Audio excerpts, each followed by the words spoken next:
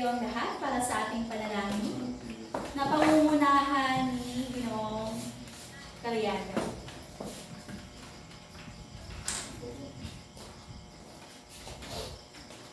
Manalangin po tayo sa ngalan ng Ama, ng Anak, ng Diyos ng Espiritu Santo. Amen. Manatiling nakatayo ang lahat para sa ating ehersisyo.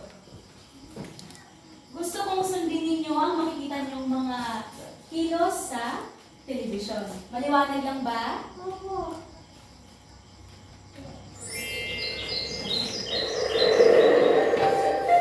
Sabayan niyo ako. Isang komunidad ako, isang komunidad ako, isang komunidad, isang komunidad. La la la, sumayaw-sayawan, kumindag-tindagan, sumayaw-sayaw katulad ng dagat. Sumayaw-sayawan, kumindag-tindagan, sumayaw-sayaw katulad ng dagat. Ayan, na-ehersisyo ba ang lahat? Opo. Magandang umaga mga mag-aaral.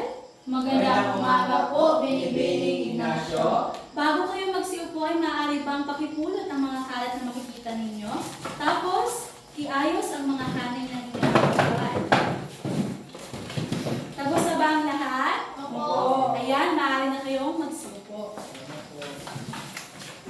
Klase, tumingin sa kanan. Tumingin sa kaliwa.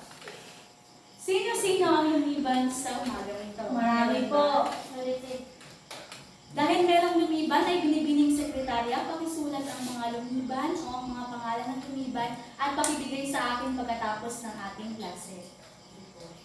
Ngayon, para sa mas maayos na talakayan sa umagang ito, ay meron akong mga altuntunin na dapat ninyong sundin. Pakibasa ng sabay-sabay. Ayan, maraming salamat. Ngayon, sino-sino sa inyo ang nakaalala sa nakaraan nating pinalakay? Sige, Ginoong Palamar. Magaling. Ngayon, meron akong inihandang gawain. Ang nasa kanan ay magsisilbing unang pangkat, ang nasa kaliwa naman ay magsisilbing ikalawang pangkat. Ngayon, meron ako dito ang dalawang sobre. At sa loob nito ay may ginulong-gulong letra na gusto ko ninyong buuin na sa loob ng 2 minuto. Maliwanag ba? Ito munang sobre ay para sa unang pangkat at ang ikalawang sobre ay para sa ikalawang pangkat. Ayan, tapos na ang 2 minuto. Ano ang nahulaan ninyo ikaunang pangkat? Ayan, magaling. Aalamin natin kung tama ba ang kanilang nahulaan.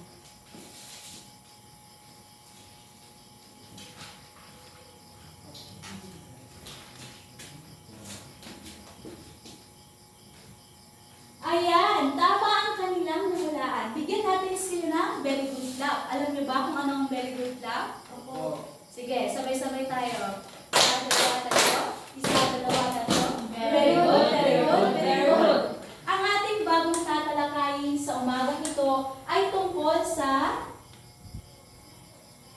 ang papel ng variety at variasyon ng wika bilang isang Pilipino. Pero bago ang lahat, ay gusto kong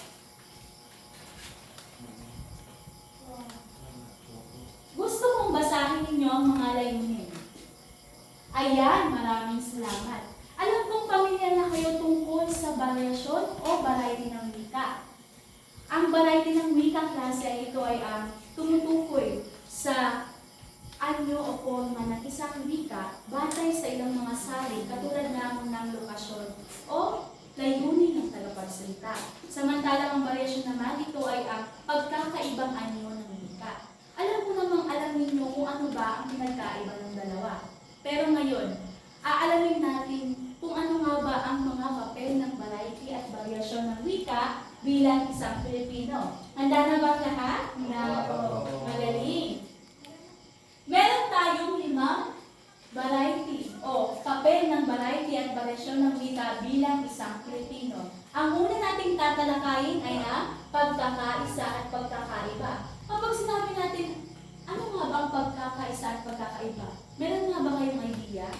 Sige, binibining subinga. Magaling. Ngayon, ano nga ba talaga ang kahulugan ng pagkakaisa at pagkakaiba? Ang iba't ibang variety ng wika ay nagpapakita ng ating pagkakaisa bilang isang bansa. Dahil lahat tayo ay nagbabahagi ng isang karaniwang wika, ang Pilipino. Katulad na lamang ang mga dialekto sa iba't ibang rehiyon. Di ba? Meron tayong pagkakaiba pagdating sa ating mga sinasabi o wika. Pero nagkakaisa tayo dahil tayo ay isang Pilipino. Naiintindihan naman ba? Opo. Magaling. Ngayon ay dumako naman tayo sa ikalawa, ang pagpapahayag ng kultura at identidad. Meron ba kayong idea? Sige, binibining yung baga. Ayan, maraming salamat sa iyong pagsagot. Ano nga ba ang pagpapahayag ng kultura at identidad? Ang mga variety ng wika ay nagsisilbing tagapagdala ng ating mga kaugalingan, paniniwala at tradisyon. Halimbawa nito klase, ang mga sariwakain at kasabihan sa iba't ibang rehiyon. Katulad na lamang sa iba't ibang dialekto. Di ba meron tayong iba't ibang dialekto? Pero dahil dito ay naipapahayag natin ang ating sariling kultura. Dahil klase, sa iba't ibang rehiyon ay may iba't iba tayong kultura at identidad. Pero nasa iisang bansa lang tayo, di ba? Ngayon ay dumako naman tayo sa ikatlo, ang pag-unawa sa iba't ibang pangkat. Kapag sinabi natin pag-unawa sa iba't ibang pangkat klase, ito ay meron tayong pag-uunawa sa iba't ibang pangkat o sa iba't ibang tao. Katulad na lamang, bibigyan ko kayo ng halimbawa. Katulad na lamang ng ikaw ay isang tindera, tapos may bumibili na isang dayuhan. Dahil alam mo o may pag-unawa ka sa iba't ibang pangkat, ay alam mo kung paano respeto sa isang dayuhan. Ang pag-aaral ng mga variety ng wika ay nagbibigay sa atin ng mas malalim na pag-unawa sa iba't ibang pangkat sa ating bansa. Nakakatulong ito sa pagpapalakas ng pakikipag-ugnayan at pagkakaunawaan sa pagitan ng tao mula sa iba't ibang rehiyon. Katulad ng ganito klase, ako ang inyong guro. Nagmula ako sa Luzon. Tapos kayo naman ay Visayas o ang inyong salita ay Bisaya. Pero dahil sa meron tayong pag-unawa sa isa't isa, ay nagkakaintindihan tayo sa pagkakaiba-iba ng kultura at identidad sa bawat rehiyon. Ngayon naman ay dumako naman tayo sa pagpapalakas ng wika at kultura. Kapag sinabi natin pagpapalakas ng wika at kultura klase, ito ay ang pagpapahalaga sa mga variety ng wika ay nagpapalakas ng ating pambansang wika at kultura. Ang paggamit ng mga lokal na wika sa iba't ibang sitwasyon ay nagpapakita ng ating pagmamalaki sa ating sarili at wika at kultura. Ano nga ba ulit ang sinabi ni Jose Rizal? Ang hindi magmahal sa sariling wika ay daig paan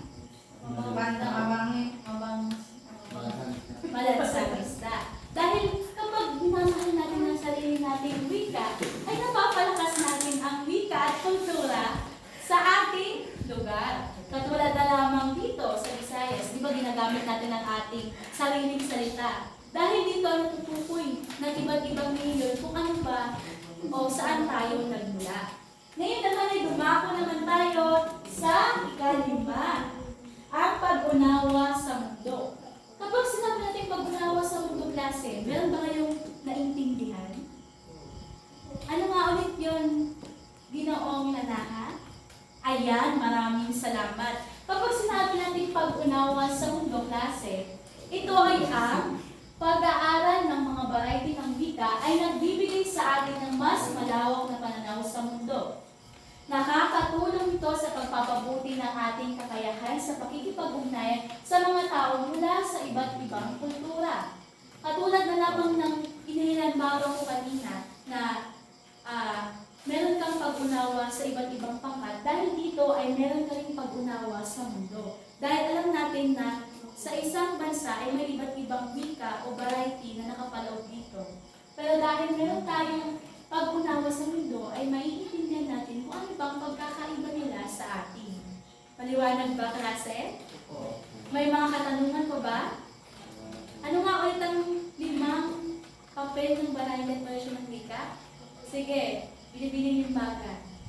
Ayan, maraming salamat. Dahil dyan, meron akong inihandang pangkatang gawain. Handa na ba ang lahat?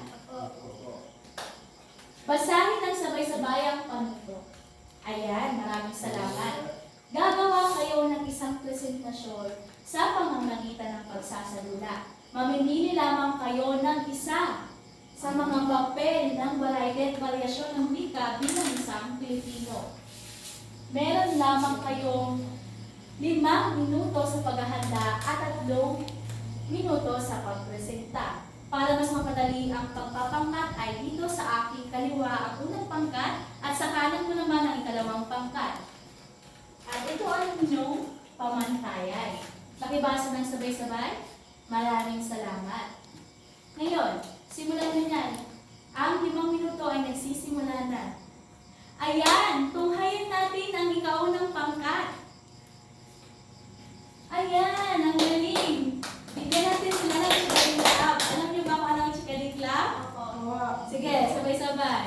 1, 2, 3. 1, 2, 3. Chikaling, chikaling. Ang galing, galing. Chikaling, chikaling. Ang galing, galing. Ayan, ngayon naman ay tunghayan naman natin ang ikalawang pangkat. Ayan, maraming salamat. Bigyan naman natin sila ng very good clap. Sige. 1, 2, 3. 1, 2, 3. Very good, very good, very good. Ayan. Gusto niyo bang malaman ang inyong mga grado klase? Opo. Sa unang pangkat ay bibigyan ko sila ng 48 puntos. Dahil tila nakulangan ako sa pagkakaisa.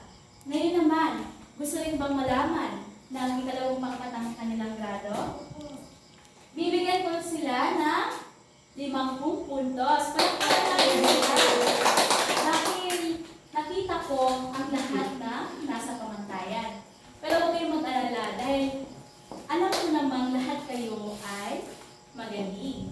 Ngayon naman, meron pa ba kayong mga katanungan? Dahil dyan, ako ang magtatanong sa inyo. Ang bubulutin ko na apelido ay siyang sasagot sa aking katanungan. Ayan, meron ako nabunot. Si Binibining Akam. Ito ang iyong katanungan sa umagang ito. Bakit mahalaga ang papel ng variety at variasyon ng wika bilang isang Pilipino? Ayan, magaling Binibining Akam. Bigyan natin siya ng ilang palakpak. 1, 2, 3. Dahil nasagot niya ang aking katanungan, alam kong naiintindihan ninyo kung ano nga ba ang kahalagahan ng papel ng variety at variasyon ng wika bilang isang Pilipino. Naiintindihan lamang ba ang ating tinalakay? Wala na bang ibang mga katanungan? Ayan, magaling.